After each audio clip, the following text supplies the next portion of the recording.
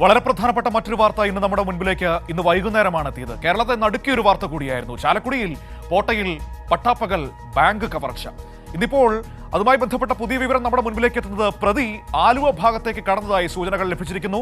Angamaly bus സ്റ്റാൻഡിന് സമീപത്ത് നിന്ന് പ്രതിയുടെ CCTV ദൃശ്യങ്ങൾ പോലീസിന് ലഭിച്ചു എന്നാണ് ഇപ്പോൾ അറിയാൻ കഴിയുന്നത്. തിയോഫിൻ കൊച്ചിയിൽ നിന്ന് ഈ വാർത്തയുടെ വിവരങ്ങളുമായി ചേരുകയാണ്. തിയോഫിൻ, ഇപ്പോൾ ഈ പ്രതി അങ്കമാലി ഭാഗത്തേക്ക് കടന്നിട്ടുണ്ട്, അല്ലെങ്കിൽ എറണാകുളം ഭാഗത്തേക്ക് കടന്നതായി സൂചനകളാണ് പോലീസിന് മുൻപിലുള്ളത്. അങ്കമാലി ബസ് സ്റ്റാൻഡിന് സമീപത്ത് നിന്ന് പ്രതിയുടെ CCTV ദൃശ്യങ്ങൾ ലഭിച്ചുവെന്നും പോലീസ് സ്ഥിരീകരിക്കുന്നു.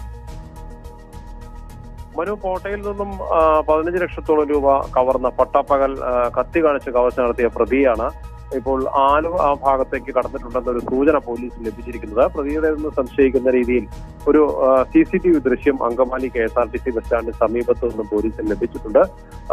മറ്റൊരു ദൃശ്യങ്ങൾ, അതായത് മറ്റ് ഈ സമീപ പ്രദേശങ്ങളിലുള്ള മറ്റ് CCTV ദൃശ്യങ്ങളെല്ലാം പരിശോധിച്ചിട്ടുണ്ട്.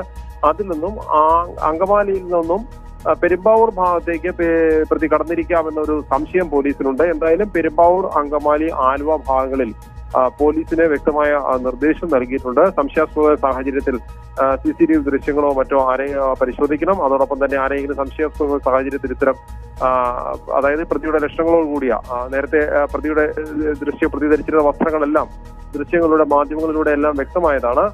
അതുകൊണ്ട് തന്നെ വളരെ ശ്രദ്ധയോടുകൂടി അലർട്ടായിരിക്കാനും കൃത്യമായ വിവരങ്ങൾ ലഭ്യമാവുന്നതിന്റെ അടിസ്ഥാനത്തിൽ പരിശോധന നടത്തണമെന്ന് നിർദ്ദേശം നൽകിയിട്ടുണ്ട്. എന്തെങ്കിലും വിവരങ്ങൾ ലഭിച്ചാൽ പോലീസ് ഈ കേസ് അന്വേഷിക്കുന്ന ചാലക്കുടി ഡിവൈഎസ്പിയുടെ നേതൃത്വത്തിലുള്ള സംഘമാണ് ഈ കവർച്ച കേസ് അന്വേഷിക്കുന്നത്.